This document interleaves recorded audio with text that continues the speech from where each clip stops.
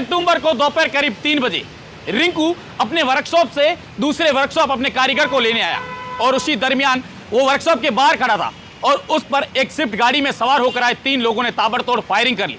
और उसके बाद जब वो घायल होकर नीचे गिरा तो आसपास के मोटर मैकेनिकों ने उसे उठाया और बाड़मेर के राजकीय अस्पताल लेकर आए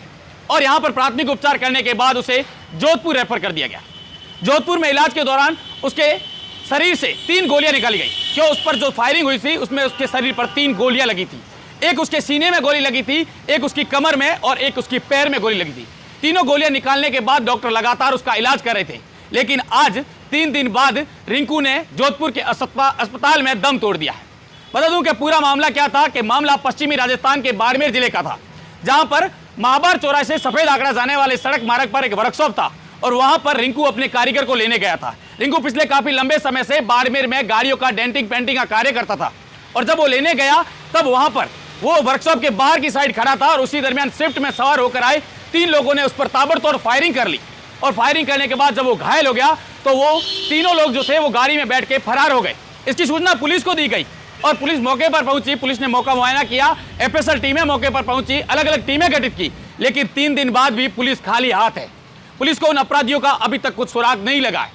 जानकारी के अनुसार यह बात सामने आ रही है जिसने फायरिंग की है वो पिछले 10 से 15 सालों से बाड़मेर में रह रहा था और वो यहां पर नशे का कारोबार करता था। किसी पैसे के लेन देन को लेकर कहासुनी हुई और उसने रिंकू को इस प्रकार से गोलियों से भून दिया और उससे 3 दिन बाद रिंकू ने जोधपुर के अस्पताल में दम तोड़ दिया। आखिरकार पुलिस उन अपराधियों तक कब पहुंचेगी?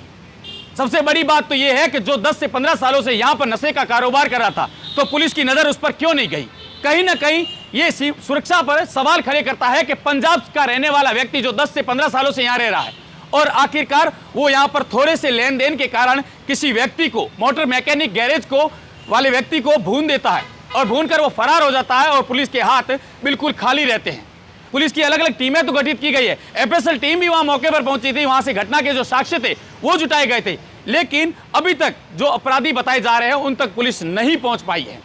देखने वाली बात होगी कि पुलिस उन हत्यारों तक कब पहुंचती है, क्योंकि उन लोगों ने बाड़मेर में मोटर मैकेनिक गैरेज वाले पर फायरिंग की। ये घटना जो है बाड़मेर के सफेद आंकड़ा से जो महाबार रोड के बीच का जो वर्कशॉप है वहां की है। वहां पर पुलिस की अलग अलग टीमें पहुंची थी, आला अधिकारी मौके पर पहुंचे थे, हालांकि अलग अलग टीमें भी बनाई गई है, लेकिन जो अपराधी जो पंजाब से यहां आया, हालांकि पंजाब के कई लोग जो है यहां पर रहते हैं, उनका कोई भी सत्यापन नहीं किया गया, आज तक उनका कोई बाहरी राज्यों का वेरिफिकेशन नहीं किया गया। ये भी बड़ी जो है बात है कि यहाँ पर रहने वाले जो बाहरी राज्यों के, बाहरी जिलों के जो लोग हैं वो यहाँ पर काम करने के लिए आते हैं और यहाँ पर किसी प्रकार के नशे का भी कारोबार करते हैं। इस प्रकार की कई बातें सामने आई, क्योंकि पिछली बार जब जो बाड़मेर में हेरोइन तस्करी हुई थी वो पंजाब और दिल्ली के लोग लेकर लगे गए थे और कहीं ना कहीं ये बड़ी बड़ी बात है कि जो यहाँ पर पंजाब का व्यक्ति रहता था वो इस प्रकार के जो नशे का कारोबार है वो केवल बाड़मेर तक ही सीमित था उसका, या वो अन्य राज्यों में भी इस प्रकार की सप्लाई करता था। ये तमाम बातें जो है ये एक जांच का विषय है जब वो पकड़ में आएगा। लेकिन